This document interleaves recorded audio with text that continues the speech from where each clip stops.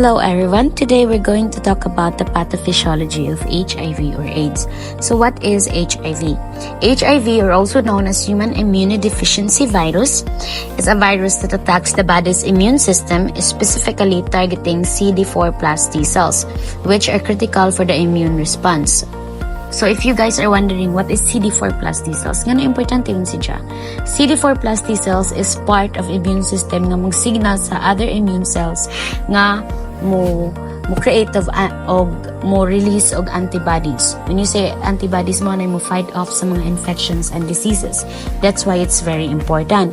And then over the time, HIV can weaken the immune system since sige jag target sa gitarget just HIV mo cause siya nga mo weaken ang atong immune system. So it makes the body difficult to fight off infection and diseases. And if left untreated, HIV can progress to AIDS or acquired immunodeficiency syndrome, the most severe phase of the infection where the immune system is severely compromised. So guys, si AIDS is actually HIV ra gyapon siya. But it's the last phase of HIV, which is grabe na imong HIV sa lawas. Ang AIDS is acquired immunodeficiency syndrome. Also, technically, ang pasabutan na niya is nag-fail na imong immune system. And what is the etiologic or causative agent of HIV? The etiologic agent of HIV infection which leads to AIDS is the HIV virus itself. HIV is a retrovirus that attacks the body's immune system, specifically targeting CD4 plus T cells, which are crucial for the immune response. So unlike other diseases, guys, nga tungod bitaw kay unhealthy living and healthy lifestyle, throughout the years maka-develop nun og diseases. So since si HIV makuha si dyan mo through transmission, and also HIV is a retrovirus. So when you say retrovirus, it's a type of virus nga ijang gistore ijang genetic material in a form of RNA and dili si dya DNA. Now let's move on to the risk factors of HIV. So what are the risk factors or contributory factors of HIV or AIDS? The risk factors for HIV infection which can lead to AIDS if untreated include behaviors, exposures, and conditions that increase the likelihood of transmission. These are primarily related to activities that facilitate the exchange of bodily fluids, as HIV is transmitted through blood, semen, vaginal fluids, rectal fluids, and breast milk. Since HIV ma-exchange siya through bodily fluids. When you say risk factors is kanang characteristics or conditions or behaviors nga nag-increase sa possibility nga maka-develop ka og disease, injury, or health problem. So, ang HIV nag-include og behaviors. So when you say behaviors, like if someone mo engage or mahilig na dyan engage or unprotected sex. So naabot na siya sa there goes the exposure. And then ija nang gi-risk ijang kaugalingon to the possibility nga matakdan siya og HIV, since ang HIV gets transmitted again through bodily fluids. So guys, magbantay jud ta kay mahirap na. Okay, then let's move on to the next topic, which is the process of disease. So, what is the process of the HIV disease? Expression of HIV occurs when the certain body fluids from an infected person come into contact with the bloodstream or mucous membranes of the uninfected person. So, I'll be explaining to you guys the step-by-step process of how HIV is transmitted. So the first step is the source of HIV or HIV positive individual. Since the HIV is the kind of disease na ang causative mismo is the virus itself, which is makuha rapod sa person through transmission. So first is the source of HIV, which infectious body fluids, like HIV is found in specific body fluids of an HIV positive person, which includes blood, semen, including the preseminal fluid, vaginal fluids, rectal fluid, and breast. Then the next process or the next step is the exposure to HIV.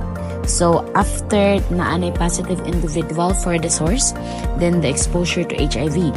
So entry points. HIV needs to enter the body to cause infection. It typically enters through mucous membrane, so lining of the genitalia, rectum or mouth, then open cuts, sores or punctures in the skin, or direct injection into the bloodstream. So example dana is like kanang using or sharing the same needles.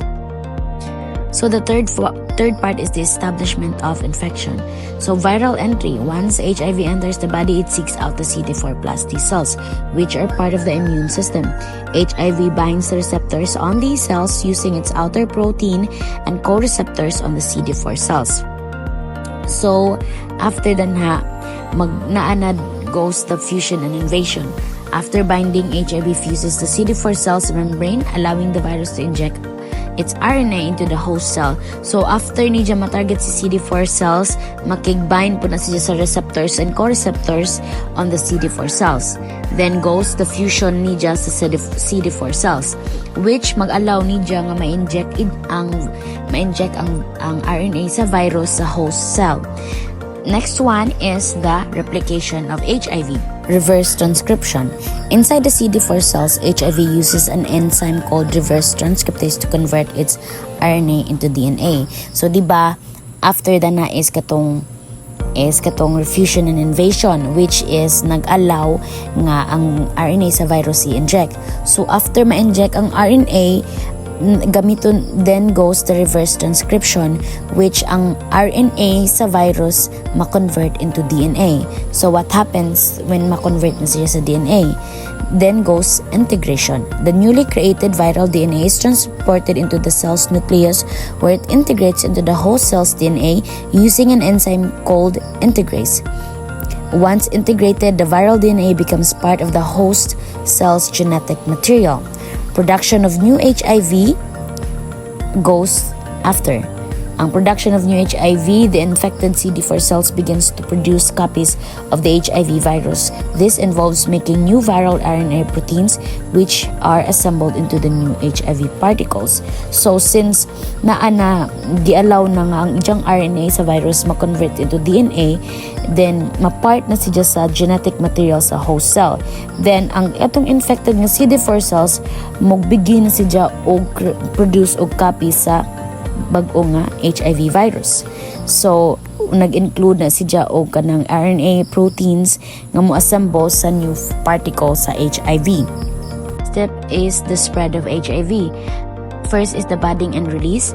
New HIV particles bud off from the infected CD4 cell. They can then infect other CD4 cells, starting the cycle again. This process gradually destroys the CD4 cells. So after, since na-allow na, like na-convert ng RNA into DNA, then na-part na siya sa host genetic materials. Then goes nga ang new HIV particles nga nahimo mo bud off na siya, then mo infect sa other CD4 cells. So mag-start ang cycle all over again, then gradually ma-destroy or makuan ang CD4 cells, and then what happens? Ang immune system ma-weaken.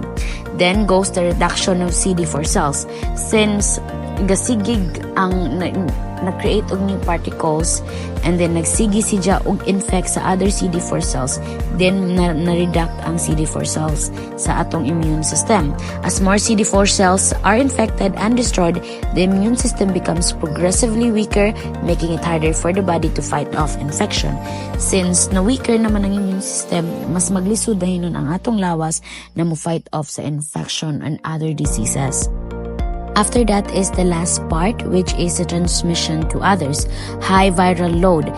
So during the acute phase of HIV infection, the viral load amount of HIV in the blood is very high, which increases the risk of transmitting the virus to others. So ang high viral load is mo nang pasabot nga ang amount kuno sa HIV sa imong blood very high.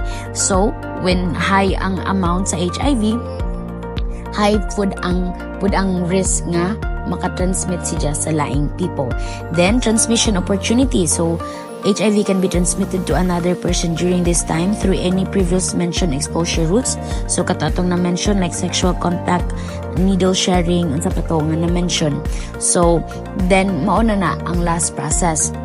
Then let's move on to the types of HIV and key stages of HIV. So there's two types of HIV. The first one is the HIV-1 and the second is HIV-2. So HIV-1 is the most common and widespread type of HIV. It accounts for the vast majority of HIV infections globally.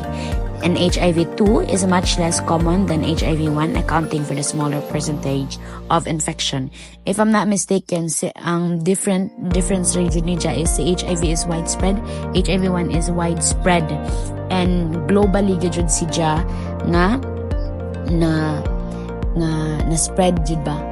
Nga grabe jud ang transmission niya globally. And then the HIV-2 is like around probably around sa part sa West Africa si dapit na transmitted. And then there is the key stages of HIV as well. So the first one is the acute HIV infection or the high viral load flu-like symptoms. Then the chronic HIV infection or virus multiplies slowly, no symptoms, gradually immune decline. Symptomatic stage, which is the immune system weakens, infections increases, and the last part is ang na-mention earlier, AIDS, the immune system failure or life-threatening infections and cancers. So guys, you must be wondering unsaon pagkahibaw sa individual nga HIV positive siya. So there are diagnostic examination of HIV and dagan siya ha. So first one is the HIV antibody test or the ELISA or Western blot. So from the word antibody, what it detects? This tech detects the antibodies produced by the immune system in response to HIV. So since si CD4 plus T cells mo signal sa immune cells nga mo create og antibodies, kana nga antibodies nga ilang react sa HIV mo na i-detect ni HIV antibody test or ELISA. Then next one is the HIV antigen or antibody test or the fourth generation test. What it detects is this detects both HIV antibodies and the P2 antigen or protein found in HIV that is detectable in the blood earlier than antibodies. So if ever the second one is much more like advanced than the first one, since the first one is antibodies yung i-detect, but the second one both antibodies and antigen, which antigen is una siya nga mo show sa signs sa HIV rather than antibodies. Then, the next one, the third one is the nucleic acid test. So, what it detects? This test detects the looks of, like this test, ito yung pangitaw ng actual HIV virus. So, specifically sa RNA niya, since ang HIV is a retrovirus. So, specifically, si nucleic acid test, pangitaon dyan niya mismo si HIV sa imong blood. Then the next one is rapid HIV test. What it detects? This test usually detects antibodies to HIV and provides result within 20 to 30 minutes. So from the word rapid, guys, so pas-pas ra yung resulta. So within 20 to 30 minutes may bawa na nimo if positive or negative ang result. Then the next one is HIV RNA test or the viral load test. So remember when I mentioned the acute phase sa HIV, mo na ang viral load, which means nga dagkan kaadyo ang like high kaadyo ang amount sa HIV sa imong blood. So the fifth one is the RNA test nga mo detects or measures the amount of HIV sa imong RNA in the blood. Then the sixth one is the CD4 count test. So what it detects? This test measures the number of CD4 plus T cells katong as I said, the helper T cells nga is part of the white blood cells nga maoy unahon gajud nga target ni HIV. So i-detect na ni CD4 count test. So ang ilhanan gani guys kay since si HIV diba atakihon man ni sa CD4 cells, then mo gradually nga mag-decline. So ipho na as far as I can remember, like around 500 count sa HIV, I mean sa CD4 cells is a good sign. But if it goes down to 250 or 200, bad sign na siya, which means gi-atake na gud sa HIV imong CD4 cells. Mo na siya ang way para mahibaw-an ang i-count si CD4. Then the next one is HIV-1 and HIV-2 differentiation assay. So what it detects? The test differentiates between HIV-1 and HIV-2. The two types of HIV, which is HIV-1 is more common worldwide, and the HIV-2 is primarily found in West Africa. So ang seventh one is i-differentiate kung unsa nga klase sa HIV ang isa ka individual if positive siya. Then the last one is the home HIV test, or approved home HIV test include the OraQuick, and home HIV test from OraQuick means oral fluid. Ang gamiton na ang oral fluid nimo para mahibaw-an og positive ba ka, and also the Access HIV-1 test, which is blood sample. Okay, now let's move on to what happens when HIV enters your body. So a lot of you must be curious. Unsay may tabo og musud ang HIV, di ba? I-attack man ang CD4 cells. Here, as the HIV enters the body, it seeks out the CD4 cells plus T cells nga ang na-mention na a lot of times, and then fuses the CD4 cells membrane, allowing the virus to inject its RNA to the host cell. Okay, next slide, I'll be showing you a picture. So this is a completely normal and healthy CD4 plus T cells. Awa, unbothered, wa may labti. So I want you to take a look at it. Bear it in mind ug unsa ijang forma. Then next is the CD4 plus T cells being targeted by HIV. So lahi ra siya mura siya nabulok, or siya giratin, or siya gikut-kut. So mo na may tabo ugma iatakihon na ang imong CD4 plus T cells sa HIV. And if you guys are curious, kay unsa kay may tabo na to, like after matakdan og HIV ang isa ka individual, unsa may tabo, like maunsa man siya, like what is the possible worst case scenario if ma-transmitan ang HIV. So si HIV guys, wa man gyud specific good nga like organs nga ma-involve, since ang yung targeton is ang immune system na to. So ang immune system na to guys, very important yun na kay mo gadyo na mo fight off sa mga cancer, mga dead cells, maunay mo taboy sa mga infections and mga bacteria sa atong lawas para dili ta masakit. So once muwiki na siya, very bad yun na, very bad sign yun na, and worst case scenario if mo fail ang imong immune system. So what will happen? So guys, the next slide I will be showing you. So unsa ang mga like major parts like sa atong lawas nga maapekto is ma-develop ang atong is matakdan tang HIV and then left untreated. Okay, so these are the major effects of HIV if left untreated. So this is from Healthline guys, courtesy sa Healthline. So mao ni ang mga major parts or like mga sakits na makuha na to if ever left untreated ang atong HIV. So the first one is sa brain, which is the flu-like symptoms such as fever, chills, and right sweats. Then dementia, fatigue, anxiety, depression, seizures, then tongue trouble, mouth ulcers. And when you say tongue trouble, mo na nga inflammation, lesions, and white patches sa imong tongue. Then mouth ulcers could be the result of an infection such as herpes, cough, then maybe mukuan po na siya og tuberculosis, then swollen glands, respiratory infection, heart strain, hypertension, eating problems, shingles, diarrhea, immune system under attack, bumpy skin, itchiness, skin sores, aches and pains, and balance issues. So maura na yung mga major guys ha. Since again, si HIV mo target sa immune system. Ang may tabo na guys, if mo weak ato immune system, prone ta dali ang matakdan sa mga other diseases, mga infections, mga cancers, kaya wa na may mo fight off sa mga illness nga musud sa atong lawas. So daghan gadyong pwede nga mo kudungo, which is very dangerous siya, and it's quite alarming gani. So angay man gani is like grabe jud atong pag-spread og awareness bayan sa HIV kay like usay ba di po siya lika dyan bito siya nga topic kay usay sensitive, and other people mo judge po sa mga HIV persons like pandirian pagani sometimes, which is not good kay makakos po na ng depression nila. So it's maybe like more on mag-focus ta on spreading the awareness kay delikado ba dyan ang HIV kay nauban maka-cancer nauban grabe ang masakit si HIV guys umawa imong immune system halos tanang sakit masaw na nimo kay wa namin fight off dan ang mga sakit kay weak naman imong immune system.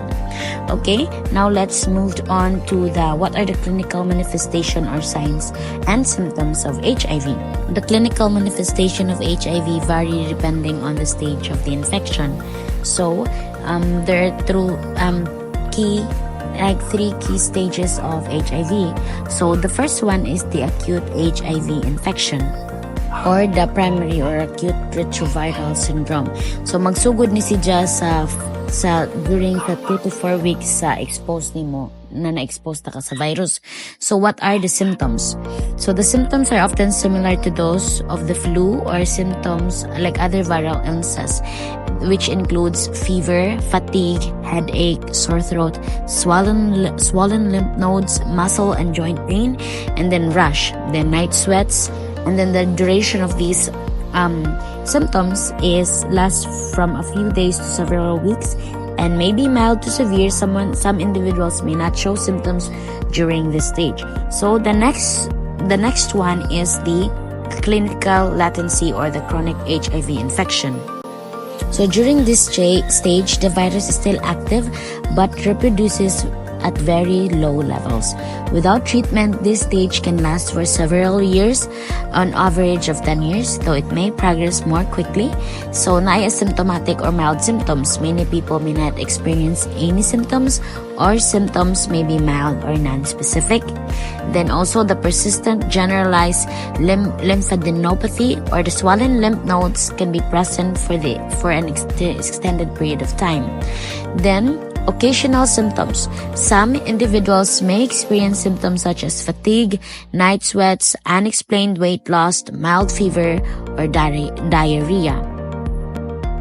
Then the last stage and its symptoms is the acquired immunodeficiency syndrome or AIDS. So signs and symptoms sa AIDS may include rapid weight loss because of the wasting syndrome, and then chronic diarrhea, prolonged fever or recurrent fevers. When you say prolonged, like dugay bitaw ka maulian o hilantan ka, and then extreme fatigue, swollen lymph nodes and in the armpit, groin or neck, then persistent or severe night sweat, skin rashes or blotches. So when you say skin rashes or blotches, one is ang red or brown pink or purplish spots on or under the skins or inside the mouth, nose, or eyelids, often associated with Kaposi's sarcoma. So overall guys, ang general clinical manifestation across all stages nga naagad nga present jud sa tanang stage, whether it's the first stage, second stage, or third stage, is the swollen lymph nodes. Like this can occur at any stage as the immune system fights off the virus. Then recurrent infections as the immune system weakens. Individuals may experience frequent infection which are more severe and longer lasting than usual. And then skin problems like skin rashes, sores, and lesions are common due to weakened immunity. Okay, next slide is what are the complications in having an HIV? Complications from HIV may arise mainly due to the virus gradual destruction of the immune system. As I've mentioned, what do you specific nga like sakit bitaw ang ma-experience mo arise lang ang complications when your immune system weakens, specifically the CD4 plus T cells. Kay mo man mo fight off, like mo man ang part sa white blood cells nga gitawag og helper nga mo fight off sa mga infections and cancers and other diseases. Then as the immune system weakens, the body becomes more vulnerable to opportunistic infections and certain cancers. The severity of the complication depends on whether the person is receiving treatment on the stage of the disease. So I'll be providing you, like since as I've mentioned, what do specific she's nga sakit, like any complications sa organs or anything. Pero mo arise gajud ang complications due to the weakened nga immune system nato. So the major complications nga associated with HIV is the first one is the opportunistic infection. Then, when you say opportunistic infection, mo nang pasabot like tuberculosis bitaw, kanang mga infections nga tungod ra pud kay na dali ra pud ta natakdan, tungod ra pud kay ni weak atong immune system. Then neurological complications, and then cancers, wasting syndrome, mo na mo gradual ang pagkaniwang sa tao nga positive sa HIV kay maka-experience na sila nga of wasting syndrome. Ang fifth one is chronic inflammation.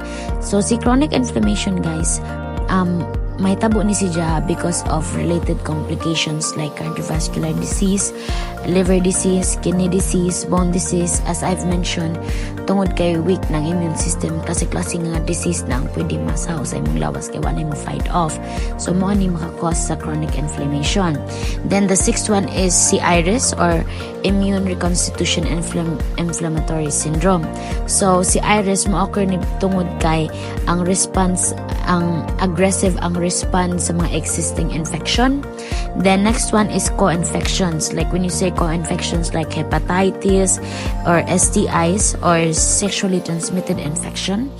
Then the fourth one is the eighth one is the HIV or AIDS related mortality. So when you say HIV or AIDS related mortality is katong advanced stages nga without proper treatment ang immune system grabe jud nga ma-compromise nga moabot siya nga lead siya to life threatening infection. Then the last one, guys, is the mental health issue. So dili lalim ang living with HIV kay maka-cause siya og mental health challenges especially because people with HIV positive individual is grabe ang discrimination nila sa other people. So mo nang maka-cause siya og depression, anxiety, stress due to the social stigma, and fear pod sa disease and physical effects of the virus. Okay, now let's move on to the next slide. So what are the medical management that we can do for HIV? So the medical management for HIV focuses on controlling the virus, preventing the progression to AIDS, managing symptoms, and reducing the risk of transmitting the virus to others. The cornerstone of HIV management is the antiretroviral therapy or ART, but care also involves addressing opportunistic infections, comorbidities, and supporting overall well-being. So first one sa medical management is the antiretroviral therapy or ART. So what is ART? So ni-involves the ART of taking combination of HIV medicine, usually 3 or more, every day to control the virus. So the ART is like how it works is like mo reduce siya sa amount sa HIV or sa viral load sa HIV to help the body to prevent destruction of CD4 cells. So next one, the second one is the management of opportunistic infection. So preventive medication na si number 2. So like people with HIV, especially katong mga low of CD4 counts, so mo receive na sila mga preventive treatment. So this is the second one. And then the third one is monitoring HIV progression. So like mo i-monitor ang like regular CD4 count, like katong counting test arong i-measure ang strength sa immune system, and also para mahibaw-an siya if like niudyon ba imong lawas sa mga gitake nimo nga antiretroviral therapy or katong mga medications o niudyon ba siya. And then the next one is the management of HIV related condition. So when you say management of HIV related condition is like mga support siya ba nga i-manage ang mga HIV associated nga mga disorders like cancers as well, and then wasting syndrome. Then the fifth one is the immune reconstitution inflammatory syndrome. So what it does is magkuha na siya og mag-prescribe ng medication nga mo manage sa inflammation. And then the last one is the prevention of HIV transmission. So para po arong dili ma-spread ang HIV is dapat maningkamot nga ma-prevent ang transmission. And again, prevention is always better than cure ba. So we have to make sure and prevent the virus from spreading. Now let's move on to the next management of HIV, which is the caregiving management. Caregivers play a vital role in supporting individuals living with HIV. Whether they are family members, friends, or professional caregivers, they provide physical, emotional, and practical assistance to help manage the disease. So first one is support adherence to antiretroviral therapy or ART. So when you say mo support aning ART, is like remind us sa ilang medications, then help manage side effects kasi ART na mga side effects like fatigue, nausea or diarrhea. So as a caregiver, dapat mo help nila about the side effects like proper nutrition, hydration, and like medical advice. Second one is emotional and mental health support. So as an HIV positive individual, dili po na lalim. So dapat mo-offer nila og emotional and mental health support like encouragement, like also to help reduce sa ilang stigma surrounding HIV, dapat ma-offer po tag non-judgmental and compassionate support sa atong pasyente. And then the next one is, the third one, provide practical day-to-day assistance. So like, mo-help ta nila with daily tasks and nutritional support, and mo-promote po ta nila physical activity. And I believe also mo-assist po ta nila ng personal hygiene. And then the fourth one is prevent infection. So dapat ma-maintain tag clean environment para nila, like mo control po tada ng mga infection, like sa always mo kuan tada ng mga safety precautions like gloves when dealing with blood and like bodily fluids, since ang HIV is transmitted through bodily fluids. And then the fifth one is monitored for opportunistic infection. So dapat be aware ta sa mga symptoms and help with preventive treatment nila. And then the sixth one is assist with healthcare coordination. So when you say assist with healthcare coordination, kanang motabang ta-advise sa ilang medical appointment, dapat sabton po na natong mga treatment plans, and also mo ensure ta nga ang healthcare sa atong mga pasyente ay na-meet. And then the seventh one is to promote a healthy lifestyle. When you say promote a healthy lifestyle, is like dapat mo support nila, like ma-encourage nag healthy habits, like mo live sila with a healthy lifestyle nga mag-include og exercise, well-balanced and nutritional diet, and also kanang mga dili dapat ilagad nang nikadyan. So dapat naputa as a support about living a healthy life. And then the next one is the end of life care. So if needed ni si Justin's, like if ever nga mo progress ang sakit to AIDS, so mas mo grabe gajud si Justin's ni progress na sa AIDS, dapat mag-provide tag much more mas daghan nga emotional support, and also mag-manage ta sa mga symptoms, and dapat ba extra ta sa pag-alaga nila, since ang AIDS is mo ni pinaka-critical na stage or phase sa HIV. So dapat maka-feel po sila sa atong care as their caregivers. And then the ninth one is the education advocacy.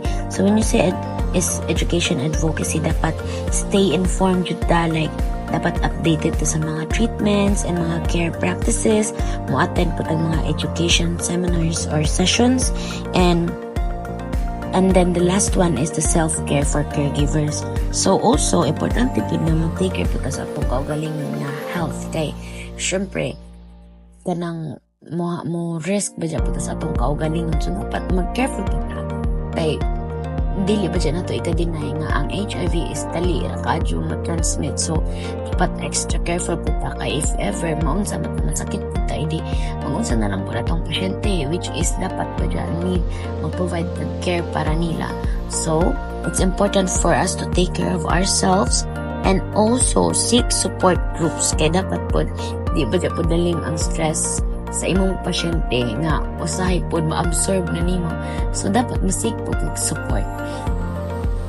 Always should make sure that your mental health and also your emotional health is good para in a way nga good imong performance or imong care sa imong pasyente. And that would be all, everyone. Thank you for listening, and And I want you to, sa among discussion is I want you to put it at heart. And may we all learn something new and something more about the HIV. Thank you everyone, and God bless.